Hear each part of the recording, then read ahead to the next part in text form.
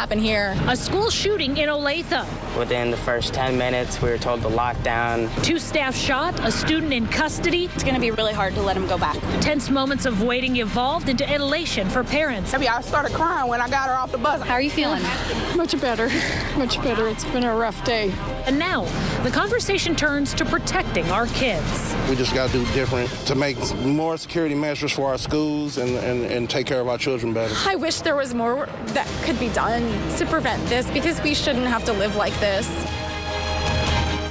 Tough words to hear for anyone who's tuning in with us tonight. A difficult day for students, faculty, and parents of Olathe East High School. A school resource officer and an administrator shot by a student. That student was also shot by the school resource officer. He is in custody. We have live team coverage for you tonight. Our anchor, Caitlin Canute, live in the field. Caitlin, you've been out there all day bringing us the very latest. Let's go ahead and get people at home up to speed. Well, Kevin and Dia, just to recap, it was a school shooting that happened here behind me at Olathe East High School.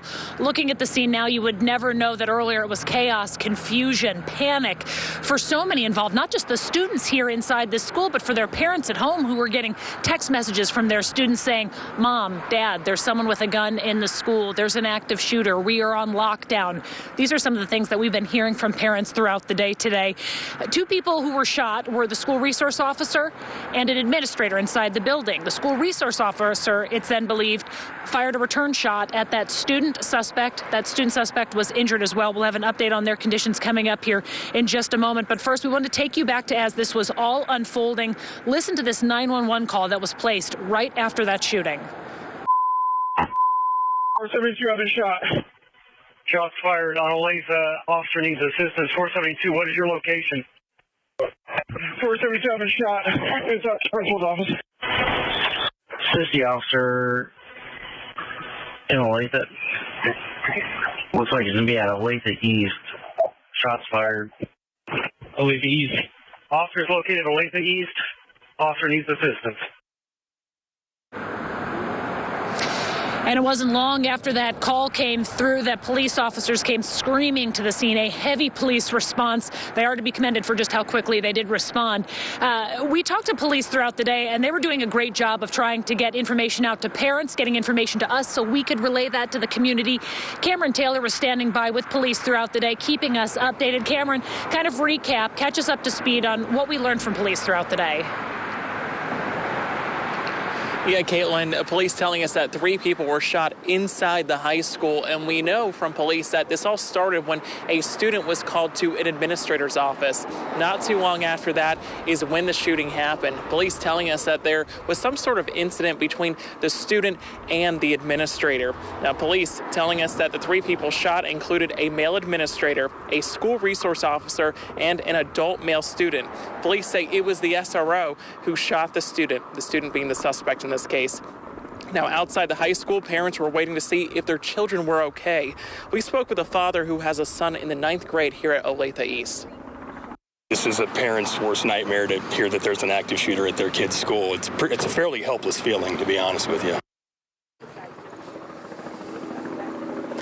Some big questions still out there tonight are how the student even brought a gun inside the school and whether he's had any issues with law enforcement or the school system in the past. Those are all things that we are looking into. We'll send it back to you, Caitlin.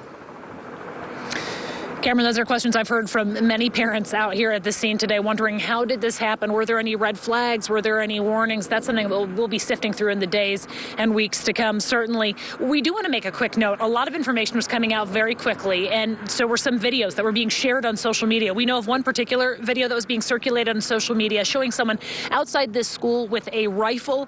Olathe police was quick to take to social media to clarify what that video was. So they acknowledge, yes, this video is real, this video that's been appearing on Twitter, but they said this is an officer who was responding to the school. Quote, this is the video that was shared with us. Again, Olathe police said the person is a responding Olathe police officer. So we just want to clarify in case you or your children have seen that, have shared that, just to let you know.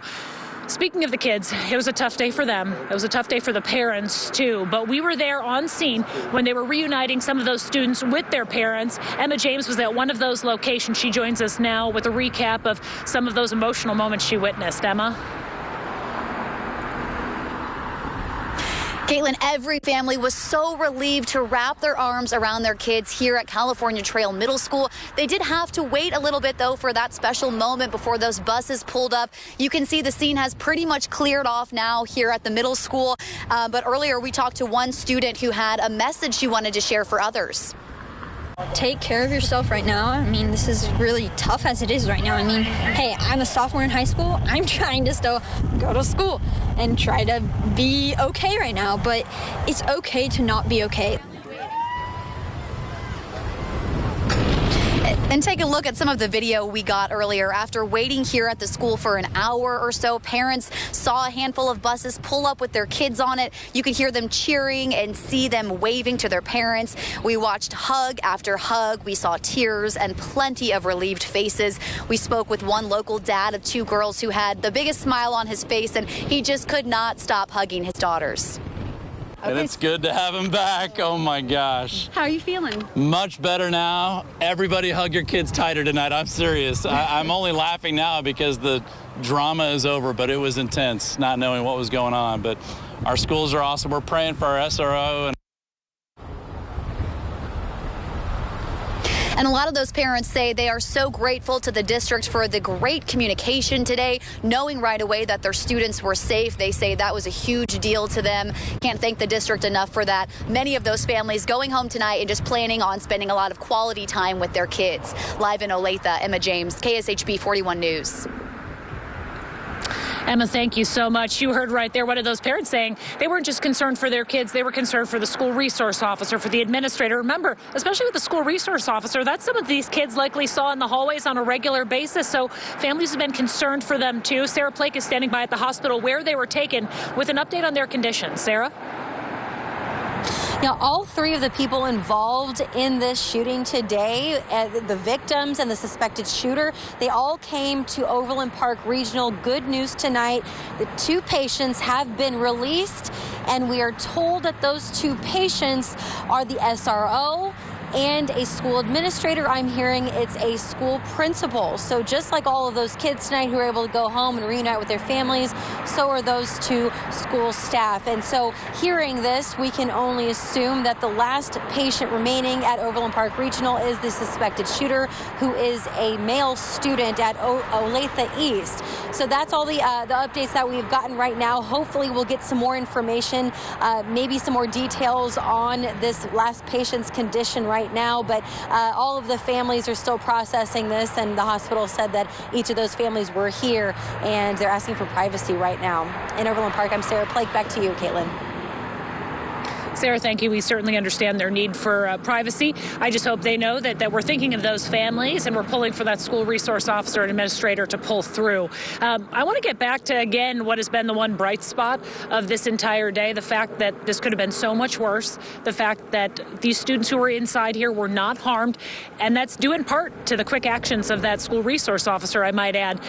Jessica McMaster was our other reporter who was at one of the other locations where parents were being reunited with their children. And Jessica, you heard that raw emotion from those parents. You saw it on their faces. They told you some of them were crying happy tears just to finally be with their student again. What was that like being out there for those reunions today? You know, those buses started pulling in with the students and they dropped them off at the door. And while we were at a safe distance, you could see the families walking up the sidewalk. In particular, there was a mother who had been waiting for one of her two freshman daughters. She was walking up the sidewalk. She had her arm around her daughter. They were both crying, both smiling, and they stopped for a moment to tell us about their day. Go ahead and take a listen. Hi there. You see her? She ain't got it in my baby. Oops, sorry. Tell us about this moment for you. I'm excited. I want to cry. How was the I'm waiting on the other one. It was terrible. I'm waiting on the other one. Oh, my baby is here.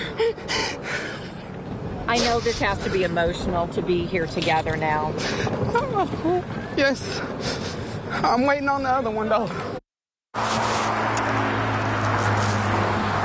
You hear her saying right there, she's waiting on the other one. We tried catching up with her after she met up with her other daughter, and we weren't able to see her. There was obviously a lot going on. And keep in mind, here at Pioneer Trail Middle School, those students were inside the classroom for most of the day as the high schoolers were brought over and reunited with their parents. Just a few moments ago, actually, a couple students drove up, a 15-year-old and a 17-year-old, and they stopped and spoke with us and told us that they were locked inside their classroom for an hour and a half. The one said she had to use the restroom and she was not allowed to leave until they finally escorted them to the gym. But this has been a marathon for the parents and the students. You know, earlier today when we met at Family Video, the police came over and said, this is actually not where you're picking up their kids. You need to walk across the street. We walked with them across the street and came up here to Pioneer Trail Middle School, where many of them sat out on the lawn. They were texting their children, having conversations. And again, you know, they said they felt good knowing that their kids were safe, but they needed to physically see them before any of that anxiety could be relieved. And we're happy to report that every parent who was out here tonight did go home with their child. Caitlin. The best possible outcome, Jessica. Thank you for that. We certainly get parent to parent. We get where those parents were coming from that need to be with their children tonight. So again, looking out here, police are still on the scene, but otherwise pretty quiet out here. We don't know what happens on Monday. We haven't heard anything about that. We also haven't heard any new information on the identities, the names or the identities of those involved here today. One more time, I just want to pass along that if you've been traumatized, if your student is experiencing anxiety, if you are experiencing anxiety, there is help available. Please reach out to a mental health professional. Johnson County Mental Health Center is standing by to help you. That's just one of many resources. You'll find more on our website at kshb.com. Reporting live in Olathe, I'm Caitlin Canute, KSHB 41 News. Kevin and Dia, back to you. Caitlin, thank you. Those parents needed to physically see their children, physically touch them, embrace them to make sure everything was okay. Caitlin, thank you for that.